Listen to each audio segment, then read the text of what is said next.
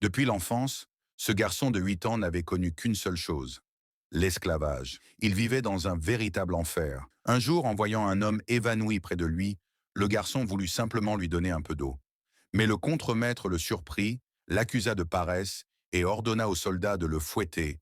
Comme s'il n'avait pas assez souffert, le contremaître l'entraîna dans une pièce et le força à affronter un chien-loup féroce. Il lui jeta une hache en l'avertissant. Soit il attaquait, soit il mourait. Acculé, l'enfant leva la hache. Mais au lieu de viser le chien, il tenta de frapper le contremaître. Cette audace le condamna. Il fut suspendu et passé à tabac. Dans sa douleur, il jura que, lorsqu'il en aurait la force, il détruirait cet endroit. Son petit frère subissait les mêmes violences. À la moindre erreur, les coups tombaient. Le destin semblait s'acharner sur eux. 10 ans passèrent. Devenus de véritables colosses, les deux frères possédaient une force capable de remplacer une dizaine d'hommes. Pourtant, le contremaître continuait de les humilier, trouvant chaque jour un nouveau prétexte pour les frapper. Un jour, ils furent conduits dans une grande salle. On les épées, puis ils apprirent la vérité. Le roi voulait les voir s'entretuer pour son plaisir.